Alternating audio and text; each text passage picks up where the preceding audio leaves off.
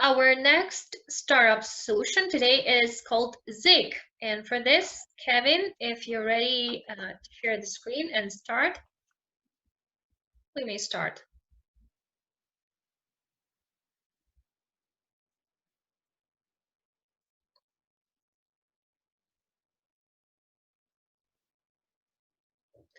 Are you ready? Maybe please unmute yourself because I cannot hear you. Hi, folks. Sorry about that. Hi, my name is Kevin McLaughlin. I'm the CEO and co-founder of Zygg. We're an end-to-end solution for the coming e-bike economy. That is billions of urban trips.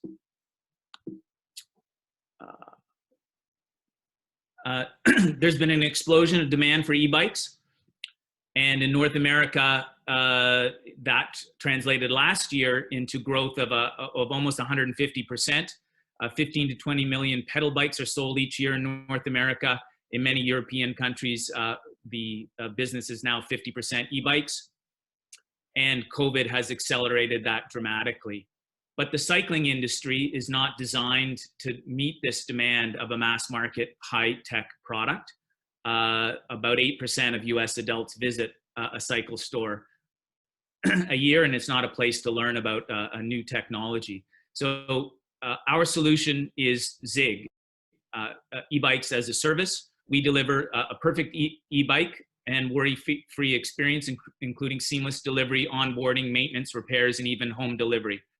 And our business model provides this service from between $69 and just over $200 a month to personal riders, food delivery workers, and government and business fleets. Our end-to-end service ensures that a customer's needs are met across the whole value chain. We launched last year in the middle of COVID on June 1st. We added food delivery workers a couple of months later. We had over 250 e-bikes in our fleet, including a deal with General Motors and their former e-bike division. And we were sold out well past Christmas this year into the winter. We've had excellent media coverage. And last year, we really showed amazing product market fit with over 230 e-bikes deployed at our peak. And average revenue per customer per month of $129, and very low acquisition costs, especially for food delivery workers. We have three main customers right now: food delivery workers who are independent workers for Uber Eats and DoorDash and these kinds of things, and two kinds of personal users, the one we call urban explorers, and the other is commuters. And although people are commuting less these days, they're looking for new ways to move around the city.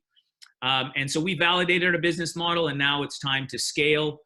We think we've got a clear path to 100 million annual revenue with 20 cities and 3,500 riders per city. And certainly in a city like Toronto, that will not be a problem. There's 30,000 people previously already riding cycling commuters per day. And so we're looking to capture a big chunk of that. And certainly adults, most adults will be interested in trying electric bikes. Generate decent gross margins over 3-year life of an e-bike. City breaks even somewhere around 700 e-bikes. The market is growing, but is very small still and undercapitalized. We've got a great growth roadmap. I've got a long history, including exits in urban mobility. And we raised good money last year, and we're looking to raise a pre-seed this year. And thank you very much. Thank you, Kevin. Who would like to proceed? So do you own the bikes? We own the bikes. That's right. We purchased the bikes either through OEM partners, and we're also this year taking delivery of our first white label bikes that we're producing in Asian factories. So this is like a car leasing model.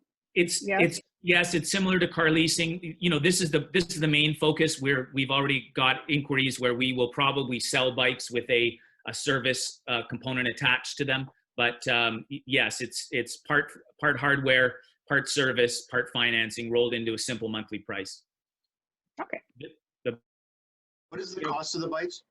The retail cost, I'm in Canada, so retail Canadian price for the bikes is somewhere between $3,000 and $4,000. So, in US dollars, somewhere between 2,500 US and 3,000 US dollars is the retail price. We purchase them about 2/3 of that, and we can white label. Thank you. Next question. Hey, Kevin, what's the economics between buying or acquiring the bike and the time you break even on it, and how long does it take, and what's the usage per month or per week? Give me some numbers. Well, the first thing is we structure some numbers around a 3-year life cycle of the battery. We think the battery is going to last about 3 years, and the bike will depreciate to about 45% over that time. And we're generating around $1,900 sort of free cash flow over that time. We pay somewhere around $1,700 for our bikes right now, and that will go down towards $1,500, $1,400, $1,500. And so, we earn that back in a year, basically, gross. So your return on the bike investment is about a year per $1,900 usage a month. Is that what I'm hearing? The point is there's hardware and there's service. The hardware of the bike costs somewhere around $1,700 Canadian right now, and we generate about $1,500. So what's the number? Well, I'm just trying to. Sorry, what is your question? When do we'll take it offline. We'll take it offline, sir. Let's not take up too much time. Okay, my quick question would be into the traditional bike market, startup market, because we've all seen these heartbreaking photos. I think like a couple of years before in China, the cemeteries of the bikes, all getting rusty because they don't have any more investors to support them, because the prices are so low that they couldn't maintain the bikes, so basically they dumped them. So it was a bit of a pump and dump market in terms of startups of the bike startups. How do you think it's going to be different with e-bikes? But please be short answering because the time is up. Yeah. Well, first off, this isn't a shared model. This is the equivalent of financing your own bike. Chinese market has bounced back, and I think that North American market has already been through that problem. Demand for e-bikes is enormous. Basically, every adult is, the next bike you buy will be an e-bike. And so we're talking about tens and tens and tens of millions of bikes. Thank you. Please, with further questions, proceed in chat because we need to move forward.